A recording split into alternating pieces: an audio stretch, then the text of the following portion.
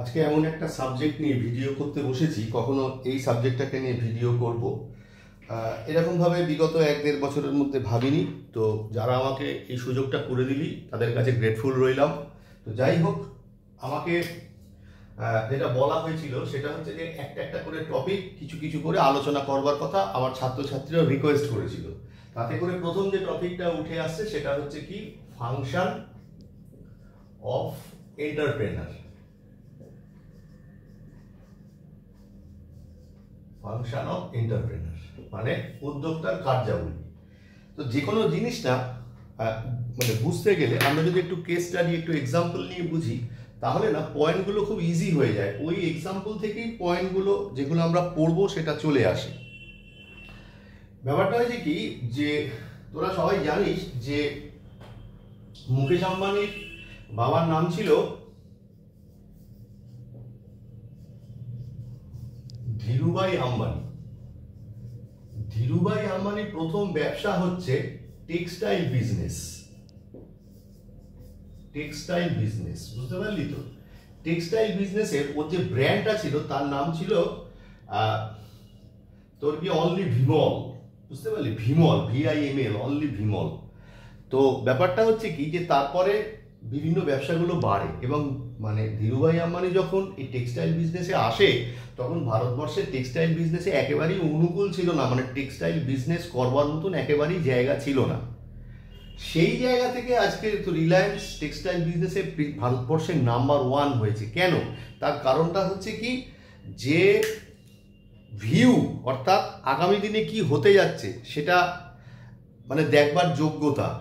আমি যদিও এই মানে টেক্সটাইল বিজনেসের শুরুটা আমি যখন খুবই ছোট ছিলাম সেভাবে দেখিনি, কিন্তু আমি এই আজকে যে রিলায়েন্সের যে জিও ফোন দেখছিস সেই জিও ফোনটা কিন্তু বিভিন্ন ইভ্যালুয়েশনের মাধ্যমে আজকে এই জায়গায় এসে পৌঁছেছে। আগে 1999 সাল 1999 ধীরুভাই আম্বানি বলল যে দেশের মানুষকে পোস্ট কার্ডের দামে, তোরা কেউ পোস্ট কার্ড দেখিসনি, পোস্ট কার্ড এইরকম দেখতে হতো, এরকম লম্বা, পোস্ট অফিস থেকে পাওয়া যেত। সেখানে আমরা চিঠি লিখতাম, আমাদের দূরে কোনো তো রিলেটিভ থাকলে আমরা চিঠি লিখতাম। তো একটা পাতা মানে একটা মানে ওই হলদে হলদে দেখতে একটা পোস্ট কার্ড। একটা পোস্ট কার্ডের কত দাম ছিল? 50 পয়সা, 1 টাকা, এরকম দাম ছিল, 2 টাকা বড় জোর। ধীরুভাই আম্বানি বলেছিল যে দেশের মানুষকে ওই দামে মোবাইল ফোনে সুযোগ দিতে হবে, তাহলে কি হবে, তবে মানুষ মোবাইল ফোনটা ইউজ করবে।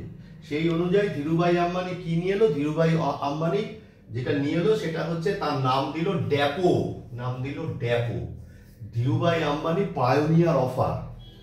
তাহলে ধীরুভাই আম্বানি পায়োনিয়ার অফারে কি করলো, আমার যে বর্তমান নাম্বারটা, অরিজিনাল যে নাম্বারটা আমি ইউজ করি 9333103427 আমি বারবার তোদেরকে ক্লাসে বলবার চেষ্টা করেছি, হয়তো ভুলে গেছিস, এই নাম্বারটাই ড্যাপো থেকেই আসছে।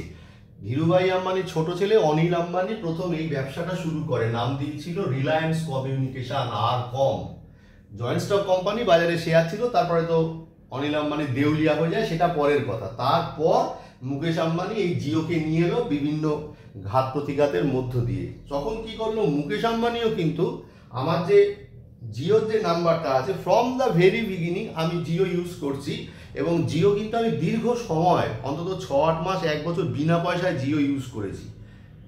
কেন ইউজ করেছি তার কারণটা হচ্ছে, কেন ইউজ করতে দিয়েছে তার কারণটা হচ্ছে যে আমাকে ওরা মানে ওইটাকে ইউজ করিয়ে ওটার প্রতি সাংঘাতিকভাবে ইউজ টু করে দিয়েছে, যাতে করে ওটা আমি ছাড়তে না পারি। তারপরে গ্র্যাজুয়ালি ওরা দাম বাড়িয়েছে, এখন তো সব ধরাছোঁয়ার বাইরে চলে গেছে। তার মানেটা কি? তার মানে হচ্ছে যে আমি যখন কোনো একটা ব্যবসা করব, সেই ব্যবসা করতে গেলে আমাকে একটা ক্লিয়ার ভিউ রাখতে হবে, অর্থাৎ যে বিজনেসটা করব সেই বিজনেস সম্বন্ধে কমপ্লিট পিকচার রাখতে হবে যে আগামী দিনে ওটা কি হতে যাচ্ছে, তবেই তো আমি সেই বিজনেসটাকে ডেভেলপ করব। যেমন ধর বাজাজ কোম্পানি আছে, বাজাজ কোম্পানির যে চেয়ারম্যান তার নাম হচ্ছে রাহুল বাজাজ। তো রাহুল বাজাজ বলছে যে আমাদের ভারতবর্ষে যদি প্রত্যেকটা ঘরে ঘরে একটা করে এন্টারপ্রেনার জন্মায় না, তাহলে ভারতবর্ষের ইকোনমি রকেট গতিতে বাড়তে শুরু করবে। তার কারণ যে এন্টারপ্রেনার সে কি হবে, তার ক্লিয়ার সেন্স থাকবে, সে পুরো কিছু দেখবে, সে সম্পূর্ণ কিছু দেখবে যে আগামী দিনে কি হতে যাচ্ছে। আজকে টাটা মানে তো রতন টাটা যখন বিজনেসটা শুরু করেছিল তখন কি টাটার এরম ছিল না, আজকে রতন টাটা নেই, সেই ভিউ পয়েন্ট দিয়েই চলছে। তার মানেটা কি? তার মানে যে পয়েন্টগুলো আমি কি বলেছিলাম সেই পয়েন্টগুলো দেখ, আমরা কি কি দিয়েছিলাম, যেমন ধর সার্চ ফর অপরচুনিটি, মানে অর্থাৎ সুযোগের অনুসন্ধান। ব্যাপারটা হচ্ছে কি, এই যে আমাকে জিও যে সুযোগটা দিয়েছিল, আমাকে না আমাদের যে সুযোগটা দিয়েছিল, সেই সুযোগের ও কি করেছে, আমরা সুযোগটা নিয়েছি, সুযোগটা নেওয়ার পর তারপরে কিন্তু আমাদের প্রত্যেকটা সাবস্ক্রাইবারের ওপর ও চেপে বসেছে, তার মানে সুযোগের সদ্ব্যবহার করেছে। নাম্বার 2 কি বলছে, ইভ্যালুয়েশন অ্যান্ড আইডেন্টিফিকেশন অফ মানে হচ্ছে অপরচুনিটি, মানে যে সুযোগটা পাওয়া যাচ্ছে সেই সুযোগটাকে আমি ইভ্যালুয়েট করব, মূল্যায়ন করব, যে সত্যি এই সুযোগটা মানে যেটা লোককে দিচ্ছি সেই লোকটা আমাকে সেই সুযোগটার মাধ্যমে আমার যে ইচ্ছেটা সেটা ফুলফিল করতে পারবে তো, এবং সেটাকে চিহ্নিতকরণ করতে হবে। তারপরে হচ্ছে মার্কেট সার্ভে, বাজার সমীক্ষা করে দেখা হয়েছিল, সে তো ধীরুভাই আম্বানি দেখে গেছিল, পোস্ট কার্ডের দামে দিতে বলেছিল।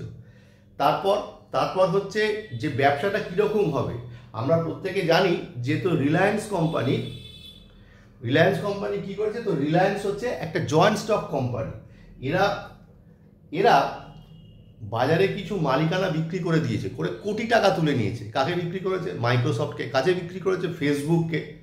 তার ফলে কিন্তু এরা এখন জয়েন্ট স্টক কোম্পানিতে পরিণত হয়েছে, হিউজ ক্যাপিটাল।